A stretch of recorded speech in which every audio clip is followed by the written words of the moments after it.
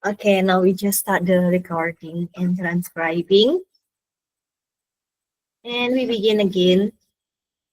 Kita mulai lagi. Sampai mana tadi ya PPT-nya?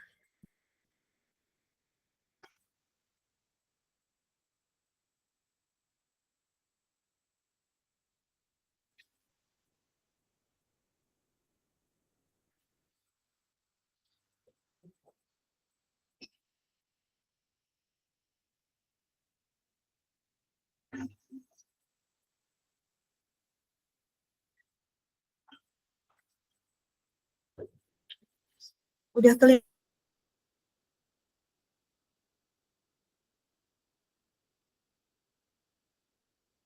belum PPT-nya?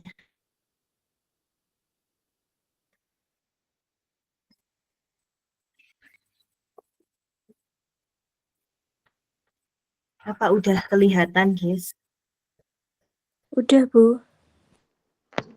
Okay. We now begin again from data preprocessing. Nah, this data preprocessing kita pakai kalau apa? Tapi itu baru di filenya, Bu, belum masuk presentasinya. Iya, salah. Maaf. Oke. Tadi keliru sih. Berarti layar ya?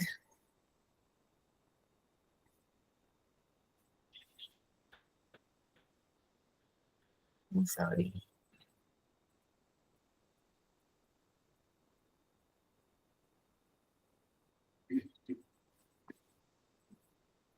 How about this? Is it right?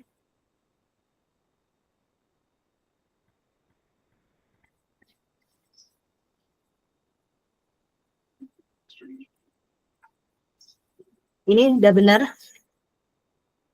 Sudah, Bu.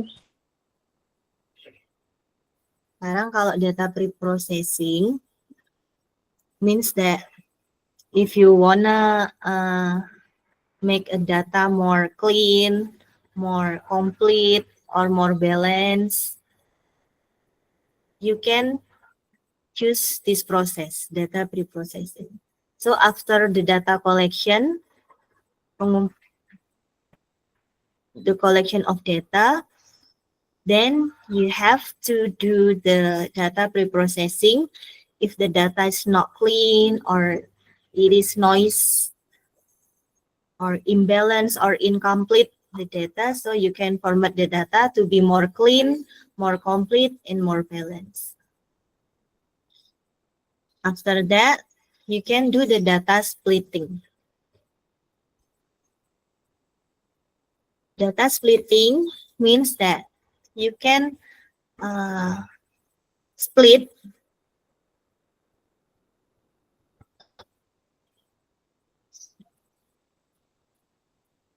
the data become two, which is data training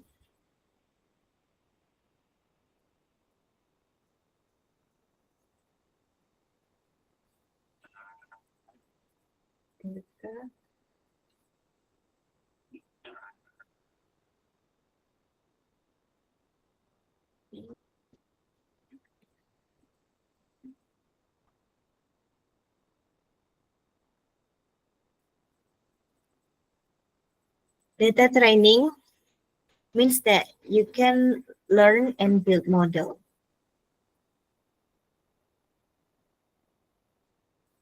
And data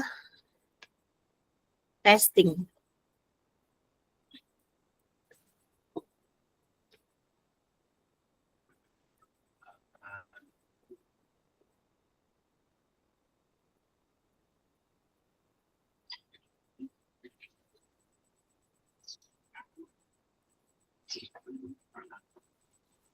Hey, oh my God. Okay. Data training means that we have to train and build a model after it is become clean and complete after data preprocessing.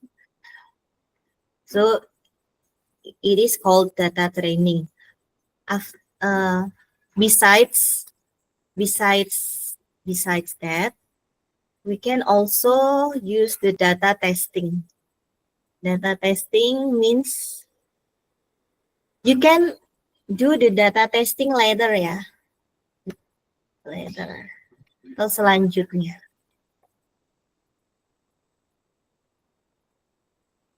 To test the data model before. So, besides data training, you can use data testing to do next after data training. Which is called the data splitting. So the fourth step in the machine learning process is algorithm selection. Which is algorithm selection. Seperti yang saya bilang tadi, jika mendeterminasikan algoritma, you want to get the best result atau ingin hasil yang terbaik di olah data kalian harus choose atau memilih mana algoritma terbaik untuk data-data Anda. The right.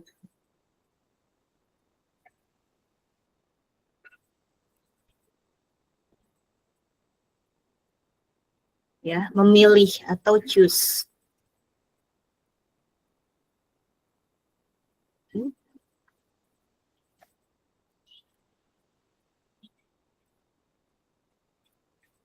Nggak mungkin kalian pilih yang algoritmanya salah atau metode yang salah.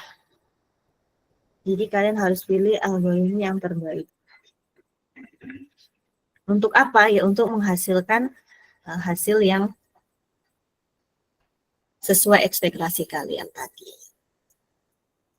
Kemudian langkah selanjutnya adalah model training. Atau train the model, build the model tadi ya. Kita bisa menggunakan bantuan si Python kemarin. Python.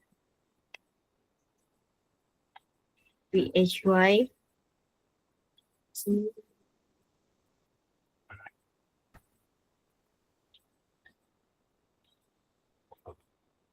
Dengan kode-kode yang diagram. Kenapa? Karena Python itu full banget dengan library. Kaya sekali akan algoritma yang berguna untuk kalian bisa membangun model di penelitian kalian. Gitu kan. Setelah itu kalian bisa melakukan model validation. Nah, disinilah kalian bisa pakai data testing. Ini ya. Nah, saya change the color first. Become blue. In this step, you can use the data testing for model validation. Untuk mengukur seberapa valid sih model yang kalian hasilkan. How is the performance of the model? How robust, seberapa kokoh model yang kalian buat. Model validation.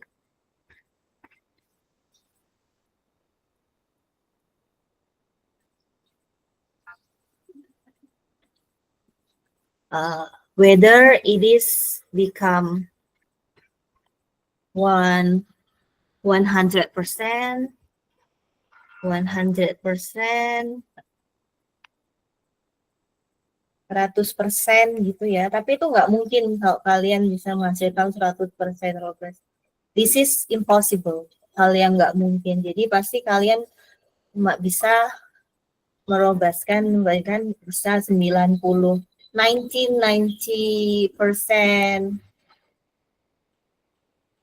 or 90 7% or something like that. Okay.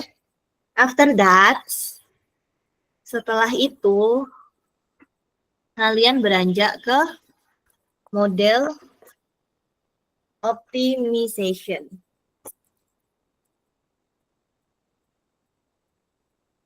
Optimasi model. Setelah model itu dibentuk, terus divalidasi, kemudian dioptimisasi. Dioptimisasi caranya gimana? Ya dengan men-adjust atau menyesuaikan parameters. Switching the parameters. Adjust.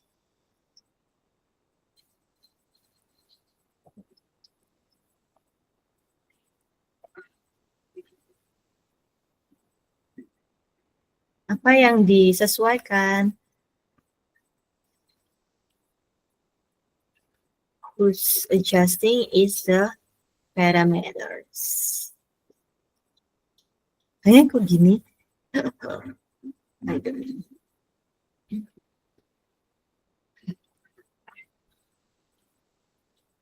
Lalu siapa lagi? Who is that?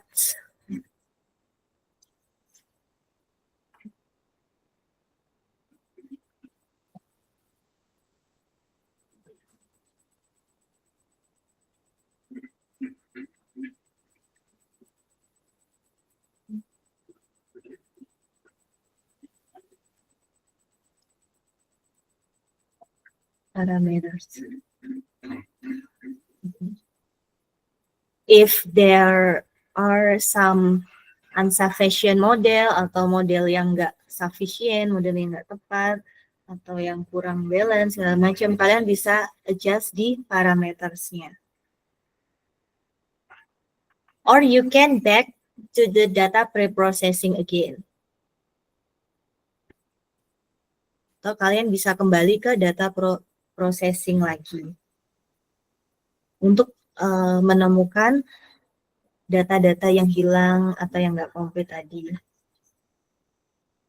Dan di-adjust parametersnya di model optimization. Nah, langkah selanjutnya, 2 langkah terakhir adalah deployment.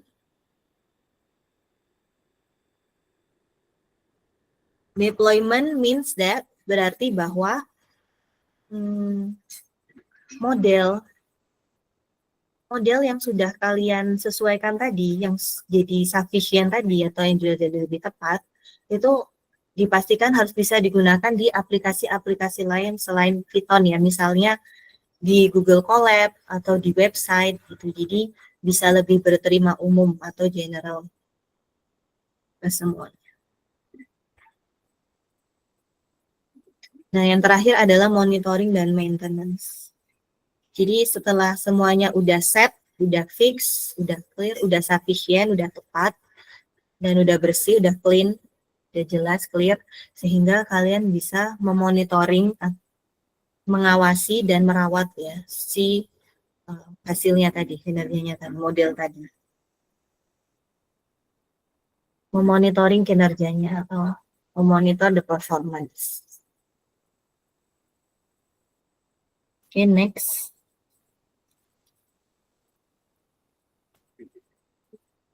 Data collection. Now we talk about data collection. Sekarang kita bicara tentang pengumpulan datanya. Yang mana itu bisa dengan berbagai sumber ya kan. Kita bedah satu-satu di sini ya, dari yang di sini tadi. Di workflow ini kita perdalam, deep learn about each of this process. Yang pertama data collection. Bisa melalui public datasets. Public datasets itu berarti seperti yang saya bilang tadi ya, dari banyak lembaga, terus dari bursa, misalnya Bursa Efek Indonesia atau BEI sendiri, atau bahkan Bursa Efeknya Amerika luar negeri yang tersedia di public dataset. Kemudian kalian juga bisa ambil ya. You can take the data from API. API means Application Programming Interfaces, APIs. Jadi dia menyediakan akses ke data, misalnya World Bank API. Kalian bisa coba langsung di search di Google World Bank API, nanti keluarnya seperti itu.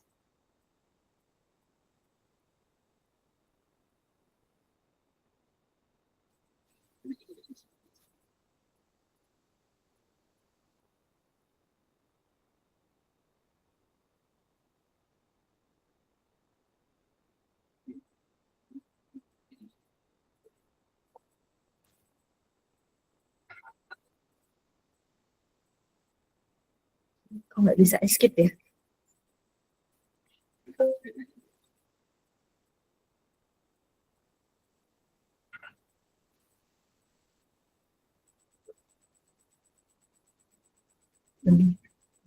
Wait a minute.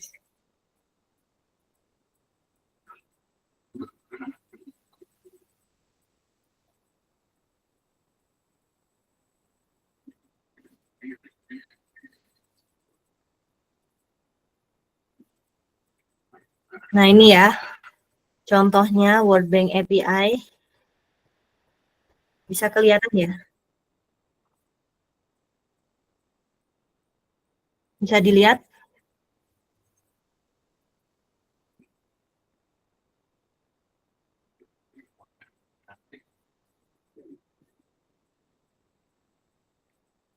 Coba dibaca.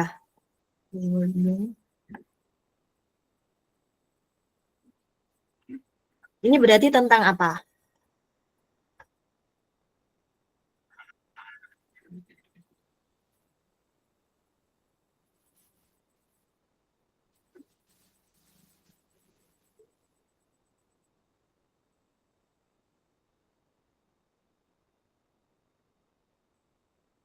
Oh, nggak bisa. Nggak lihat.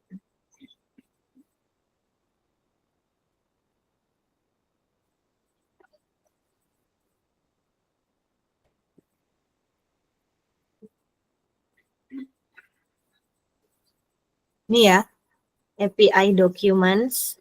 Kelihatan nggak?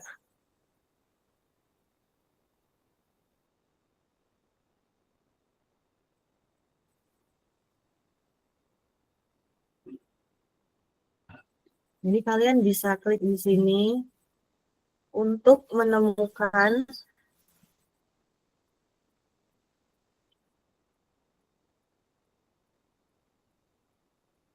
data-data terkait dengan bisa data inflasi, bisa data apa aja yang terkait dengan perekonomian dunia ya. Devisa hasil ekspor, cadangan devisa, pokoknya terkait dengan ekonomi makro, kalian bisa cari di sini.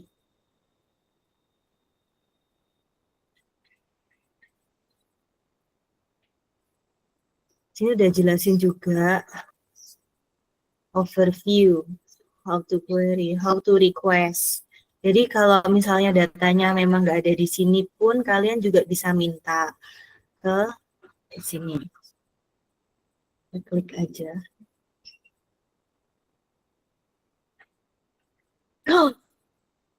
Oh, ini kan lagi bisa.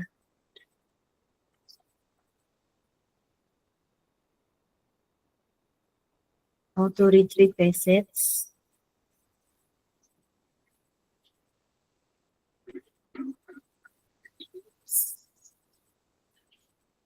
Ya nanti dicoba sendiri ya di sini API.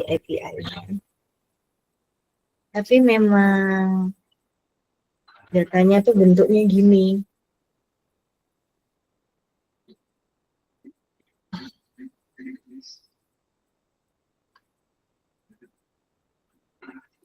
Oh, Solo.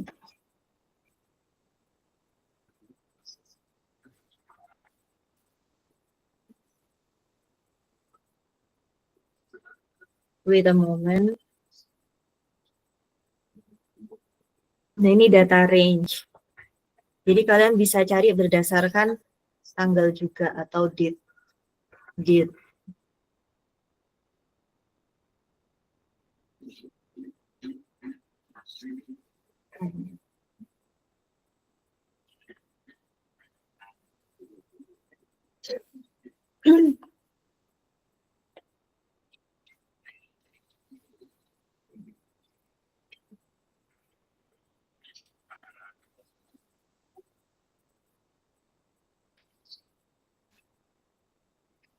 Ini masuk semua ya, nggak ada yang izin.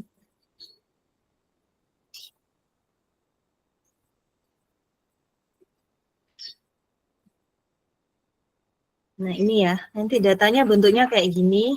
Gimana cara mengolahnya kalian nantikan saja sekarang.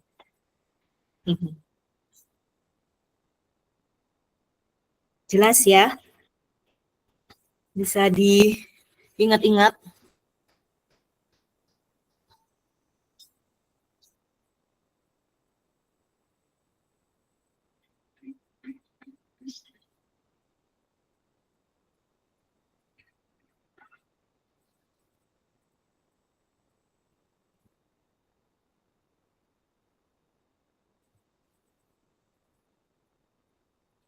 Adakah yang minat research-nya ekonomi makro buat Sempro besok? Nggak ada. Akuntansi semua.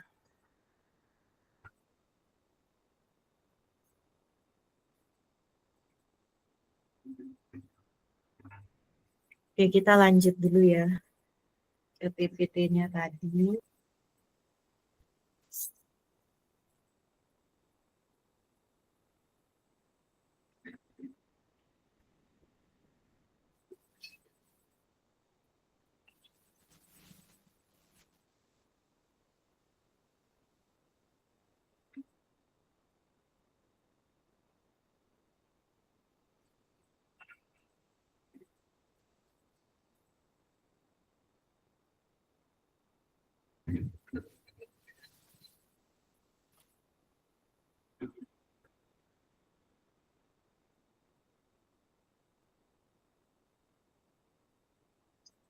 Oke, udah kelihatan?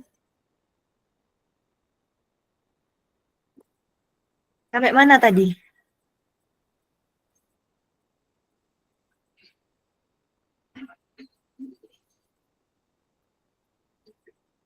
API. Kemudian web scraping. Web scraping ini bisa kalian dapetin kayak dari website gitu, tapi pakai Beautiful Shop in Python. Kemudian ada internal database. Internal database means that itu data yang kalian dapat dari organisasi kalian sendiri, misalnya dari Umuka gitu ya, atau dari kuesioner yang kalian bagikan ke teman-teman kalian sendiri. Objek penelitian dalam satu lembaga kalian. Kemudian sensor data. Sensor data itu apa? Data yang didapatkan dari device-device atau gadget-gadget IoT atau sensor yang punya sensor gitu. Kayak misalnya apa? Ada yang tahu nggak? Gadget yang dalamnya ada sensor.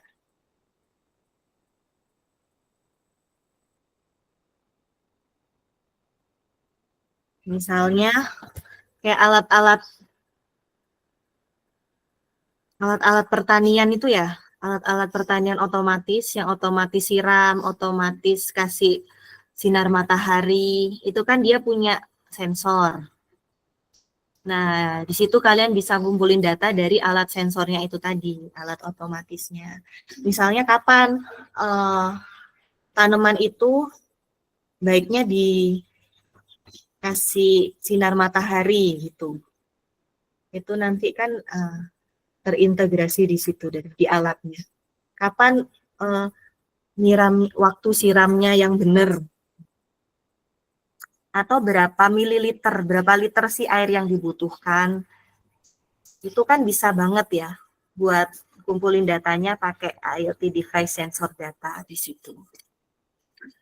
Nah, terus untuk yang terakhir tuh ada survey and questionnaire. Ini udah biasa ya, pakai questionnaire, pakai survei, baik itu Google Form ataupun disebar secara manual. Pastinya itu akan butuh interaksi langsung dengan si users atau stakeholders, calon surveyor.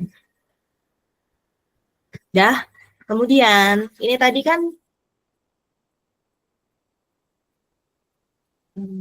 diketahui kalau ternyata kendalanya itu adalah datanya nggak komplit atau nggak balance, terus nggak bersih, masih ada kotoran itu. Nah, berarti kalian melakukan suatu apa? Data preprocessing. Nah, di mana data preprocessing ini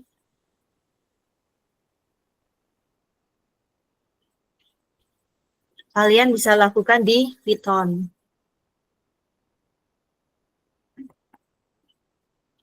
Bisa kita bahas selanjutnya. Supaya datanya lebih bersih, lebih balance, dan lebih apa tadi? Komplit. Jangan sampai datanya masih incomplete gitu, incomplete terus dilanjutin aja. Nah, setelah data preprocessing seharusnya ini data splitting ya, tapi my bad, saya kelupaan masukin slide yang data splittingnya, mungkin ada di mana ya, kok nggak ada ya? Itu tadi ya, pokoknya dibagi menjadi dua, menjadi data training dan data testing, pembentukan model sama pengujian model. Nah, setelah itu baru masuk ke determine the algorithm. Choose atau memilih algoritmnya berdasarkan apa? Berdasarkan tujuan yang pertama.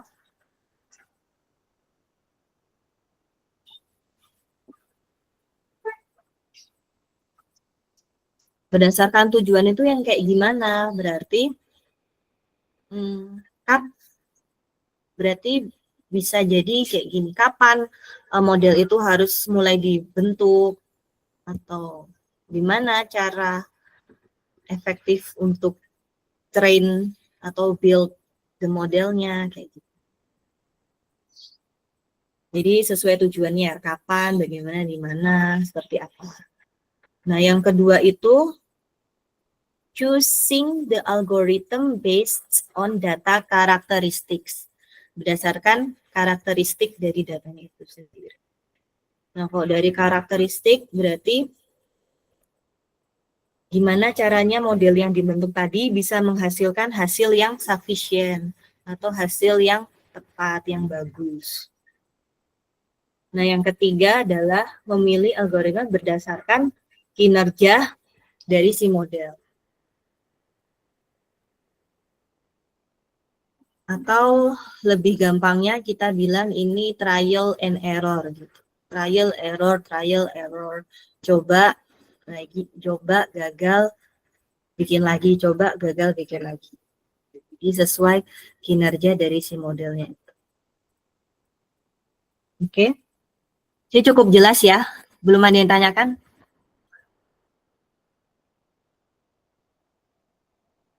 Masih dibayang-bayangkan ya. Kemudian ini ada jenis-jenis algoritmnya. Seperti yang saya bilang tadi di outline yang ketiga, outline urutan ketiga kan mendeterminasi algoritma, memilih algoritma berdasarkan 3 kriteria tadi ya, ada tujuan, karakteristik data, dan juga kinerja dari si data. Nah, kalau untuk dari si objektif ya atau tujuan, jadi machine learning itu dibedakan menjadi dua jenis. Itu ada supervised learning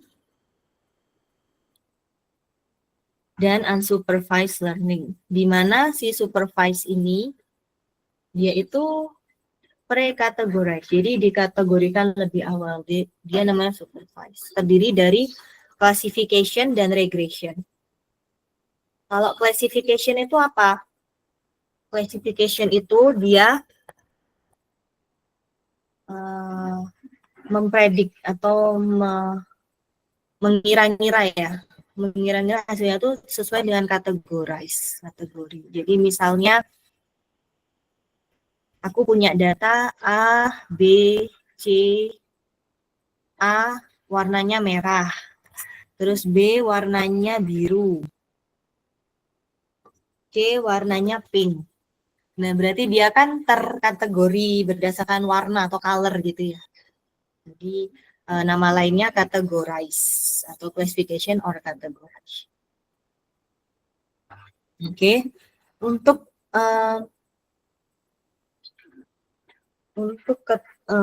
jenis selanjutnya dari si supervised machine learning ini adalah regression. Di mana regression ini dia lebih ke apa? Numerical ya, atau angka. Jadi berupa numbers gitu, angka-angka. Misalnya si A dia punya data itu berupa angka 100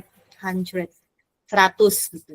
Sedangkan si B she just have only 50 atau 50.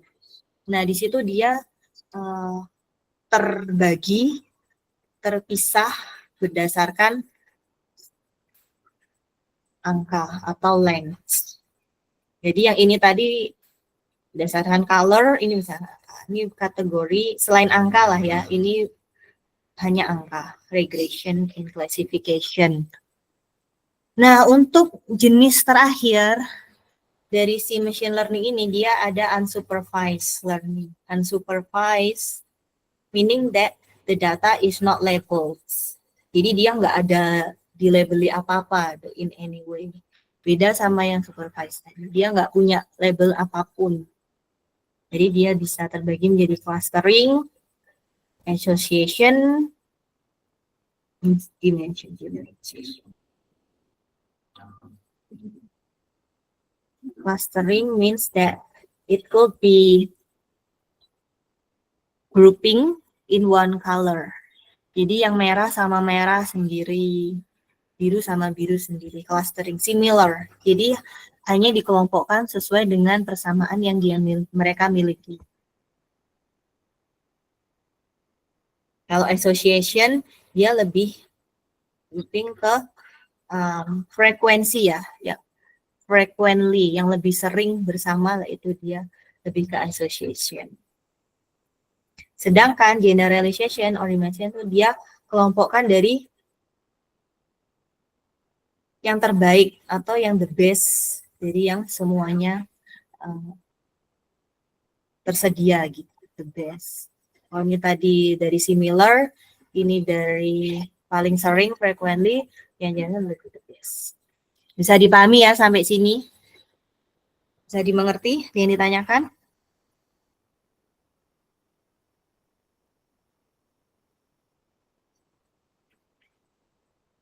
Apa semakin dan penasaran? Oke, we just go to the next. Nah, di sini tadi perbedaannya. Ada yang masuk lagi ya? Diterima dulu ya.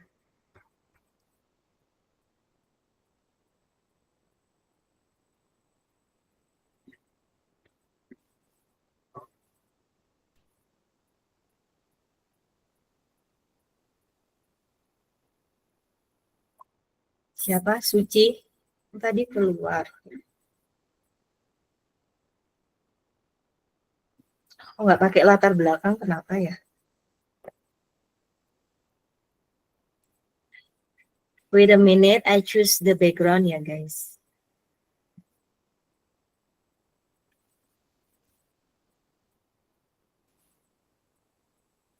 Kok jelek?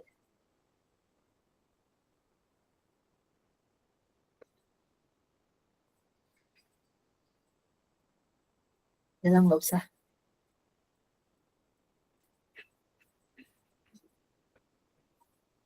Tapi ketika PPT-nya muncul, wajah saya ada atau nggak ada?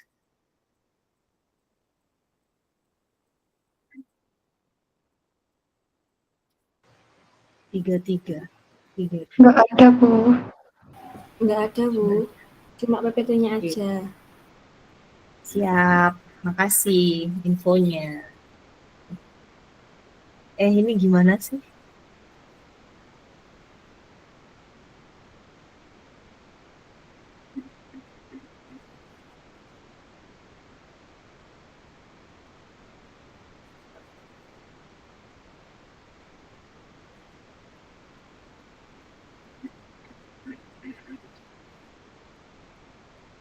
Oke, lanjut. Kalau ada yang nggak ngerti langsung dipotong aja ya, ditanyakan biar nggak berlarut-larut. Kalau nggak tanya berarti saya anggap ngerti. Kemudian algoritma yang selanjutnya, selain tadi ada supervised and unsupervised, jadi kalian juga bisa pakai ini. Decision trees, random forest, gradient boosting machine, and support vector machines for nonlinear relationships. Apabila itu memang nonlinear, kalian pakai ini deh, ketiga ini. Decision trees, random forest, and gradient boosting machines. Which is kalau ternyata itu linear, kalian bisa pakai yang tadi, regression yang based on numeric ya, atau number. Kemudian kalau ternyata data yang kalian miliki itu punya high dimension. Dimensinya gede banget, tinggi banget ya, high dimensional data without overfitting. You should use deep learning instead of this machine learning. Jadi kalian lebih baik pakai yang deep learning kalau memang datanya high dimension. Which is kalau ternyata datanya itu nggak terlalu high dimensional atau lebih simple atau lebih ringan ya dimensinya, kalian masih bisa pakai this machine learning gitu. Jadi dibedakan dari sejauh mana, setinggi mana dimensi dari si data itu. Kemudian yang selanjutnya text data. Text data ini apa ya, seperti suatu natural language.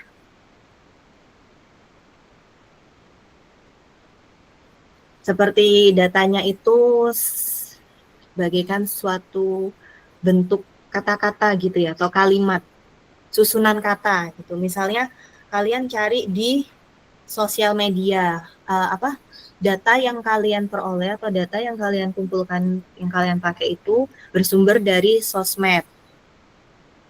Misalnya sejauh mana tingkat kepuasan pengguna Instagram, sejauh mana atau preferensi restoran bagi kalangan anak muda sekarang. Terus kalian cari datanya lewat Instagram atau review di Google Map gitu. Berarti kalian kan pakai kata-kata. Nah, itu berarti kalian bisa pakai ini RNN, Navi Bayes, dan juga bisa pakai BERTS ya. Berdasarkan teks data atau review. Oke, kemudian kalau memang itu datanya dari image atau foto ya, gambar. Like I said in the previous meeting, in deep learning, you can use convolutional neural networks. Dealing with data pixel. Jadi datanya based on pixel and pixel values and spatial relationship. Kemudian yang keenam ada time series data. Time series itu kalau datanya dikoleksi tahunan misalnya, per period data tahunan atau bulanan atau mungkin seasonal. Jadi kalau memang waktunya itu Christmas atau Natal, itu fenomena yang terjadi apa, kalau Lebaran kayak apa, itu time series ya. Temporal, incidental, nggak rutin, atau rutin tapi udah jadiin time series. Nah, terus yang ketujuh unlabeled. Unlabeled tadi ya, yang unsupervised. Jadi no label apapun to predict, and the goal is still tetap untuk bisa menemukan patterns atau structure dalam suatu data itu. Kalian bisa pakai K-means clustering, TPS-CAN, TCA, TSNE, dan masih banyak lagi. Time series tadi bisa pakai apa? Seasonal, seperti yang saya bilang tadi ya. Atau di saat momentum-momentum tertentu, seperti pelantikan presiden gitu. Itu pakai time series. Seasonal di competition. Nah, yang ke-8, 9, nggak terlalu penting sih. Kita bisa lewati ya 8, 9. Kita langsung lanjut ke model training. Model training is for what? Model training is for build a model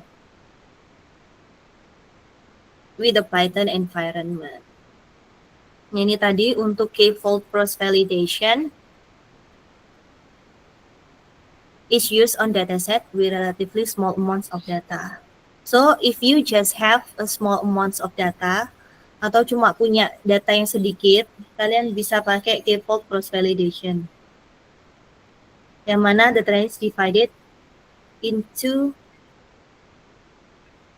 between two, training set and test set. Data splitting tadi ya, like I said before, in the data splitting process, you can divide it between training and test. Training and test. Training is to build, to membentuk. Membentuk dunia itu apa. Jadi yang pink-pink ini, the pink is the training set. And otherwise, the blue one, the blue is the test sets. So the pink is training, the blue is test.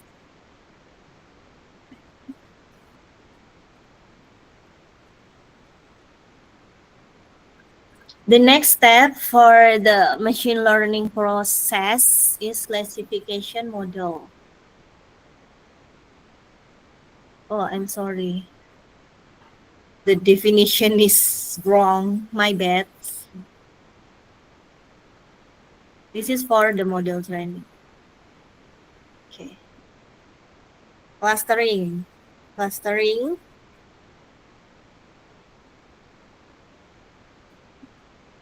You can learn. Okay. Thank you. That's all. I need to show you a little bit about Google Colab.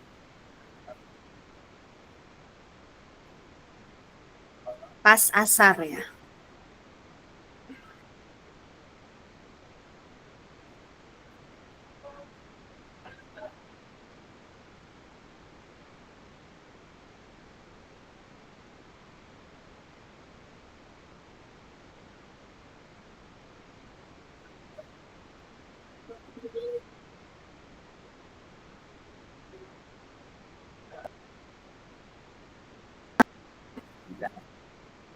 Oke, that's all. Sebentar, saya akan tunjukkan pemakaian Google Colab.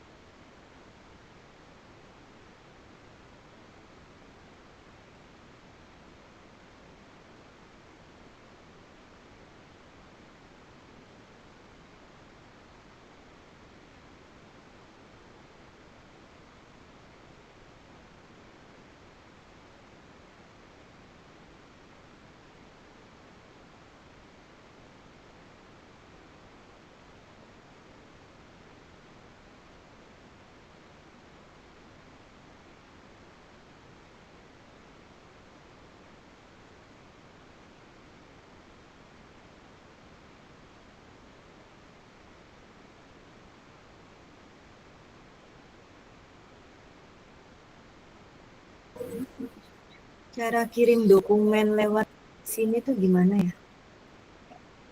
Chat. Oh, ini chat.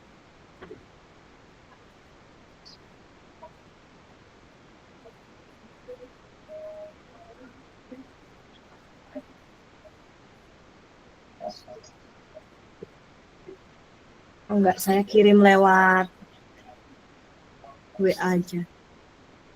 Sebentar ya.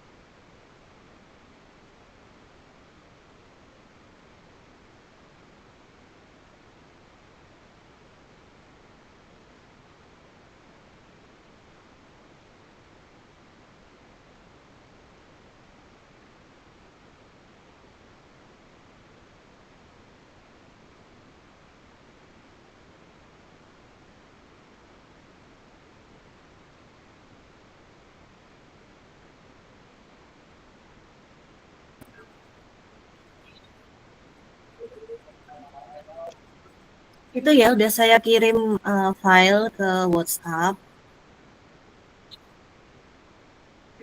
Bisa dibuka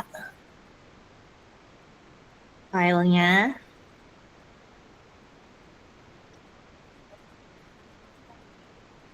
Ini ngabus background gimana sih, udah terlanjur pakai background? Emok.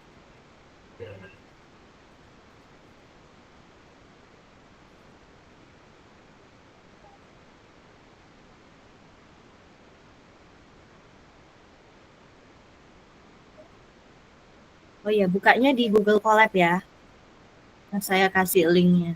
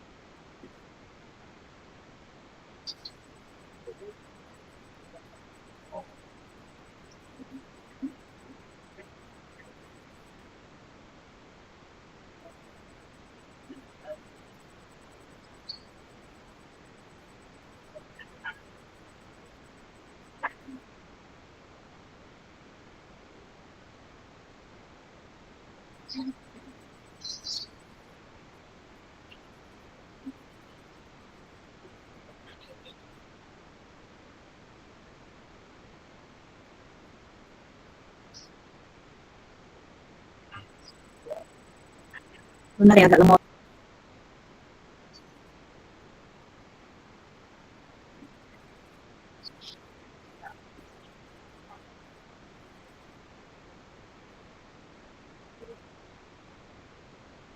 Ada yang udah pernah pakai Google Colab sebelumnya?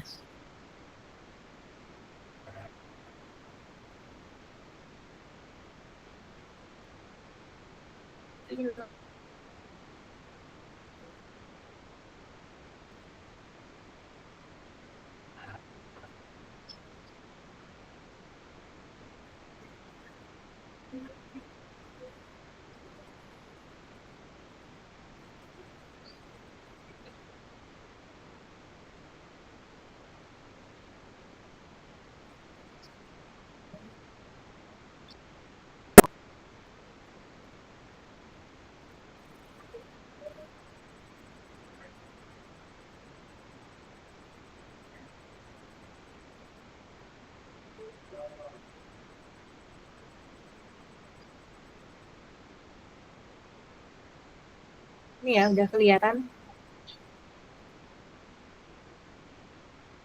Nggak muncul.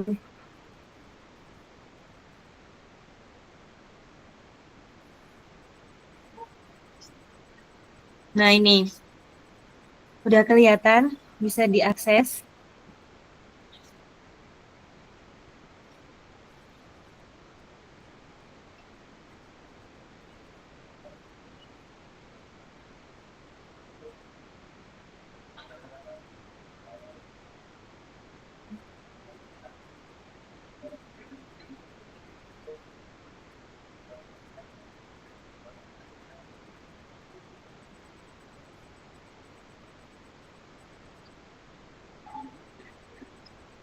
Bisa dibuka dulu, diklik.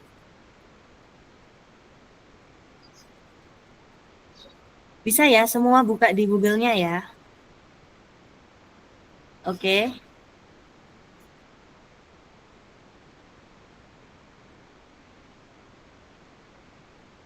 Halo.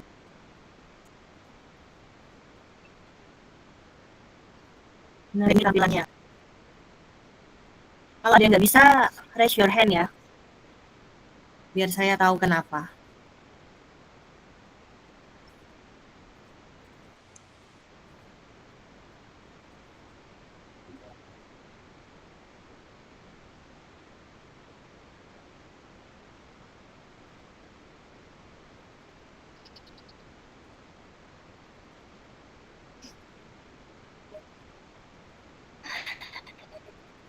It takes a little bit short time.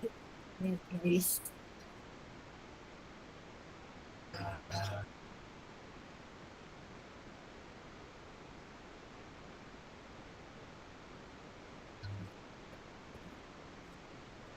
Silakan semuanya buka Google Wallet-nya masing-masing di Google.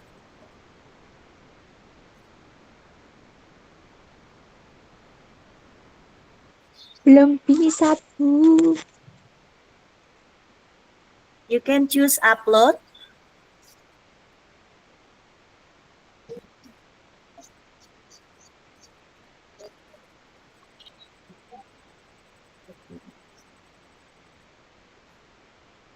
Bisa, udah. And then fine, cari.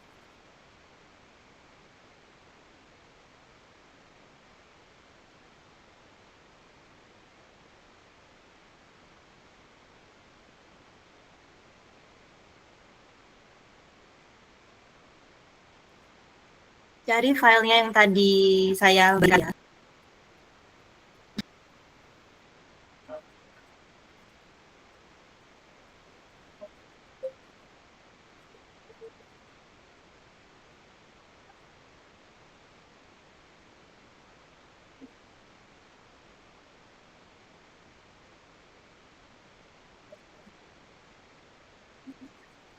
File tadi data TNI mulai sama IPNB. Kita tunggu.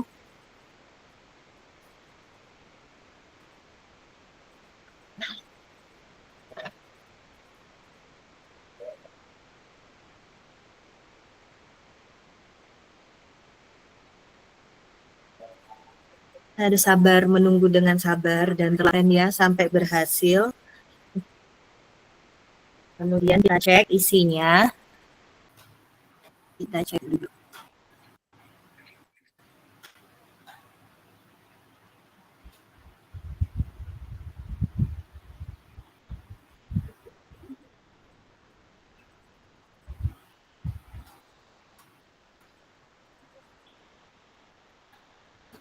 Udah nggak di depan.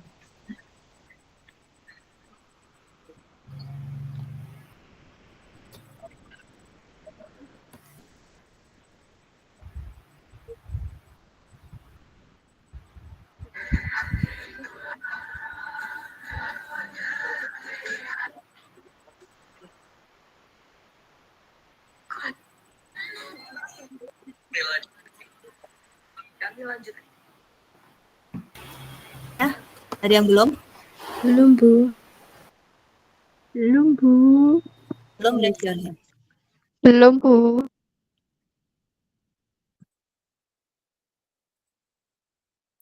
Kita bisa run.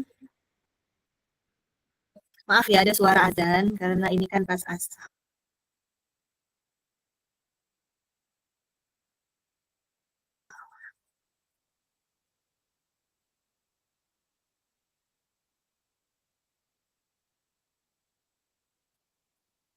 Nah, di sini namanya scalar import datasets. X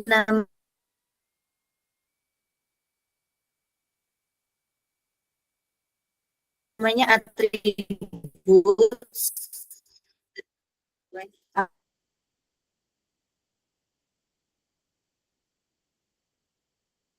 apa? Belum. Ya, pardon me. Belum.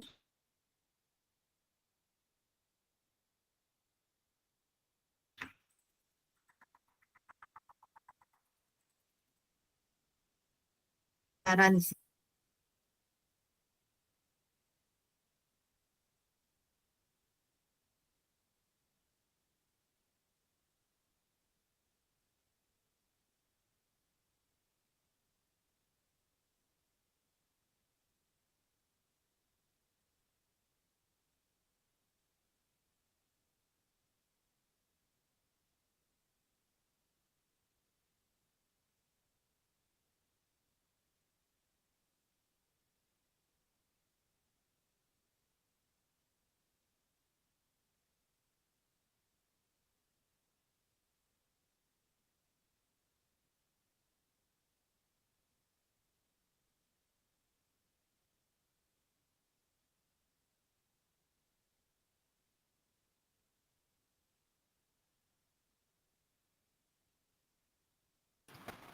Kak.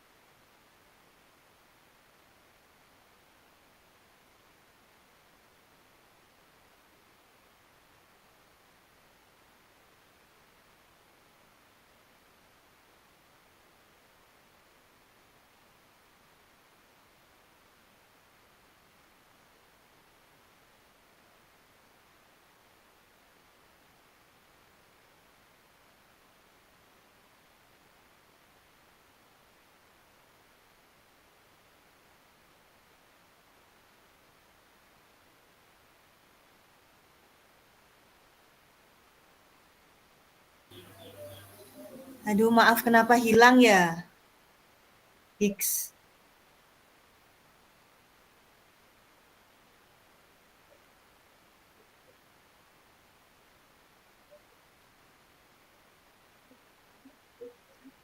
Dari mana tadi hilangnya ya? Yang buka Google Colab tadi atau yang mana?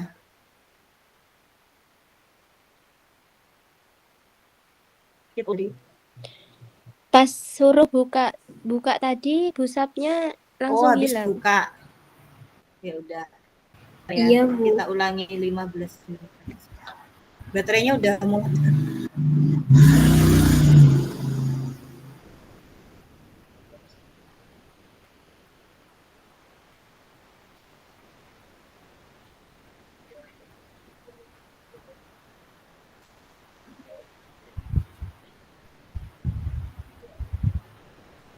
Nah, kita cepat aja. Intinya data ini kita bisa run pakai play kayak gini. Nah, kalau nggak ada error berarti aman. X itu atribut, kalau Y itu labeling. Jadi atribut dan labeling. Terus untuk tahu jumlah datanya, sini udah tertera ya jumlah datanya ada 150 contohnya. Nah, ini Busap untuk izin tanya. ya, Kenapa nggak bisa dibuka ya Bu itu filenya itu? udah pakai Google Colab. Bukanya pakai Colab. Itu diketik di Google Colab gitu, Bu, apa gimana? ya, Colab. Ketik dulu.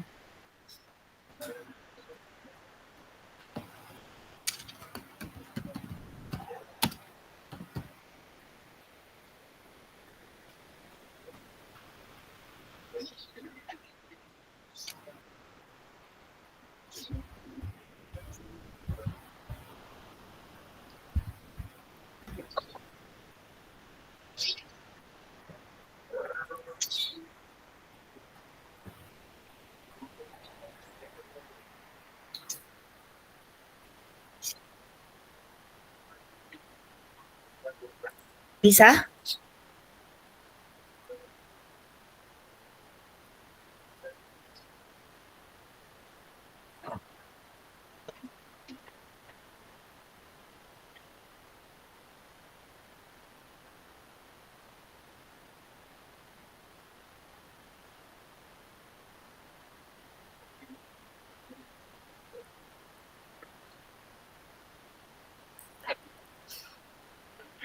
Udah bisa?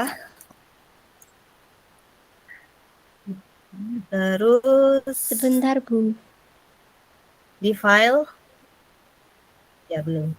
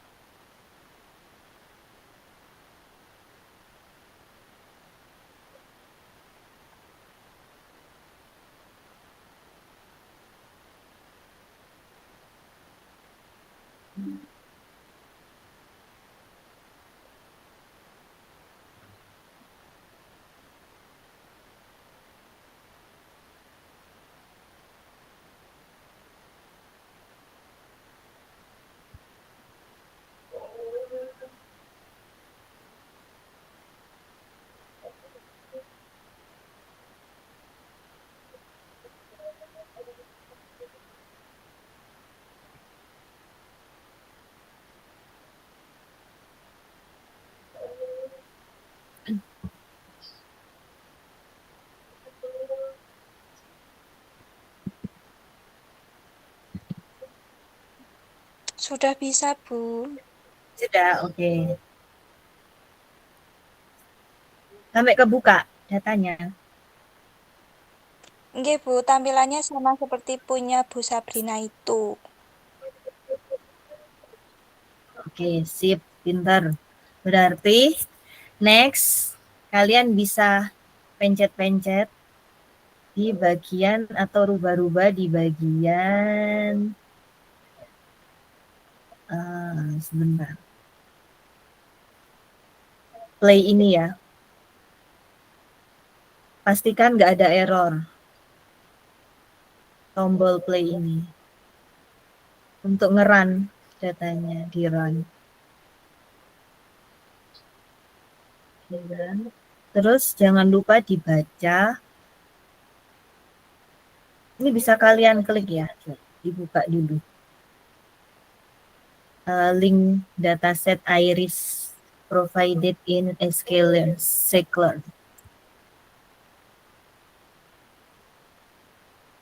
Tekan.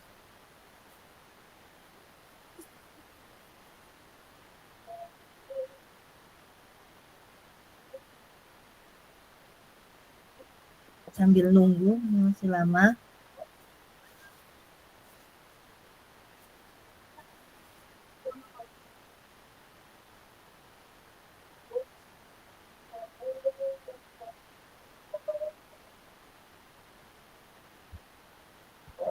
Nggak usah intinya datanya sama kayak ini. Jangan lupa dibaca definisinya. Ada contains atau mengandung 3 kelas. Iris setosa, iris versicolor, iris virginica. Terus ada informasi mengenai jumlah data. Jumlah datanya 50. Ada informasi tentang atribut. X ya, sepaleng dalam sentimeter, dalam satuan sentimeter. Ada sepaleng, sepal, petaleng, dan petalwidth. Jadi di sini pastikan data number of datanya benar 150. Kemudian ini berarti yang the first 10 atau 10 data pertama ya. 10 data. Nah, ini ada yang nomor 3. Nomor 3 kalian lihat di situ itu berarti menunjukkan 10 data pertama dari si daun tadi. Daun tadi itu punya panjang dan lebar berapa gitu loh. Ini ada 5.1. 5.1 means that it has sepaleng 5 dan 1. Kemudian di sini ada data menunjukkan 3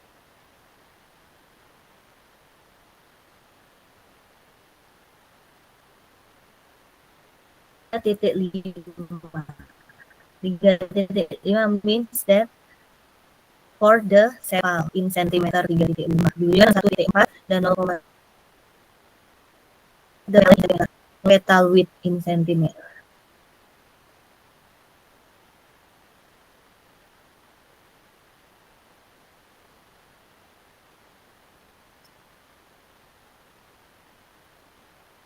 Kemudian untuk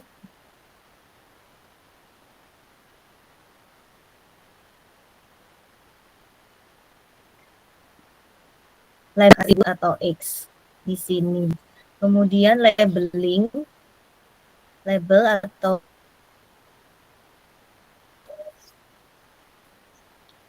dia kan datanya 150 tadi, ya kan? Berarti udah benar 150. Which is kalau data kalian misalnya 400.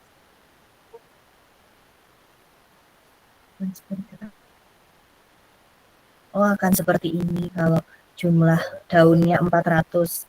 Ternyata kalau diubah, dinaikkan jadi 400 gini. Tapi kita kembalikan ke data awal semula, karena yang semula bilangnya 150.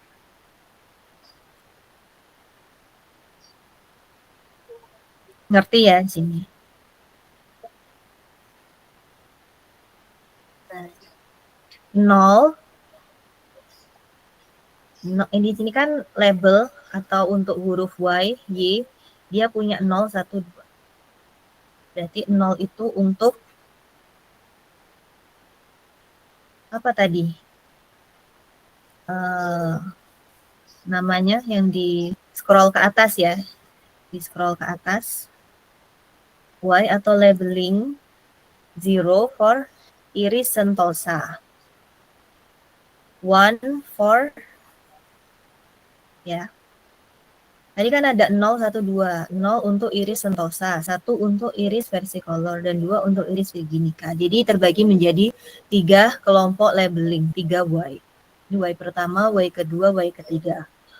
Nah, kalian bisa bikin contoh lain gitu. Misalnya, data kalian tentang penyakit gitu ya. Di tahun 2020, ada 3 macam penyakit di Indonesia yang sedang merebak misalnya. Ada influenza untuk Y yang nomor 1. Terus ada COVID untuk Y nomor 2. Dan ada SARS untuk Y nomor 3. Gitu. Jadi itu labeling untuk classes di sini. Classes di labeling yang Y. Nah, untuk atributnya apa? Kalau labelnya penyakit misalnya. Indikatornya bisa pakai serangan batuk misalnya, batuk-batuk, pilek-pilek, batuk, pilek, atau sesak nafas ya untuk COVID. Kemudian apa lagi? Yang flu Singapura tuh sariawan misalnya. Jadi bisa kalian pakai contoh macam-macam ya, bisa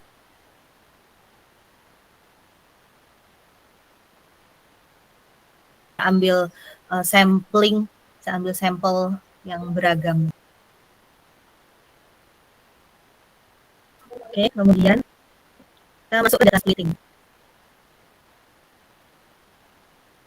Data splitting tadi dibagi menjadi berapa?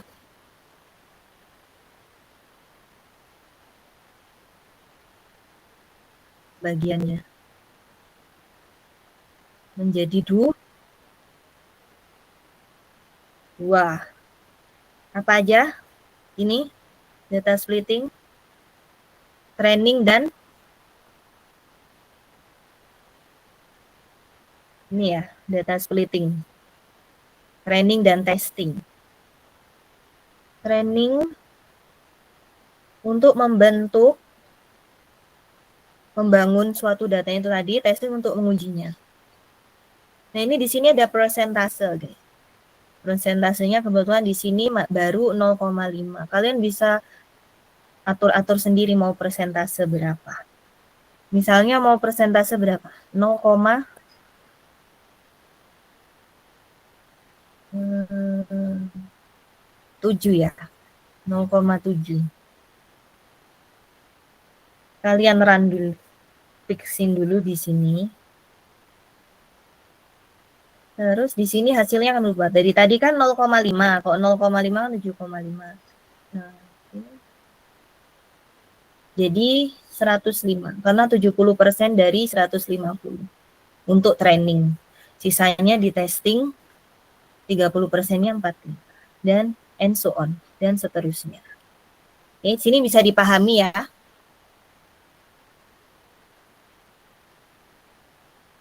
Ada yang bingung? Udah jelas? Gampang kan? Kalau ada error,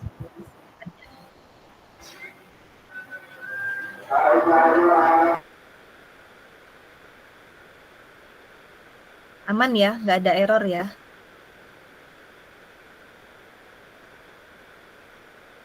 Oke, udah sih itu aja yang terakhir. Next kita bahas materi type. Ya Lucy, ada yang ditanyakan?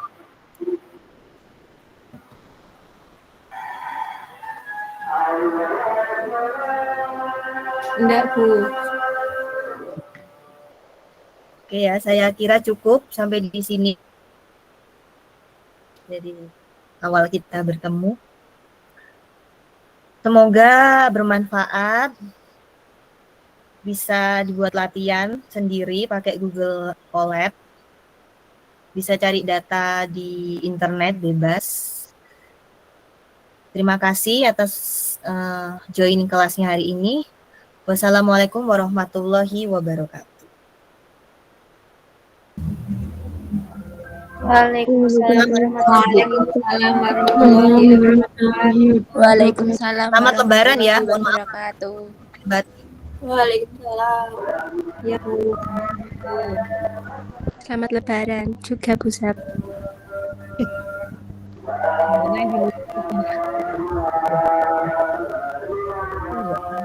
Astagfirullah. Oh gini. Hey boys, udah presensi teh. Bu Sab, Presensinya nanti dari saya ya. Hah? oh udah dari Bu Ya. Sab. Jadi kita nggak usah presensi gitu Bu. Nggak usah.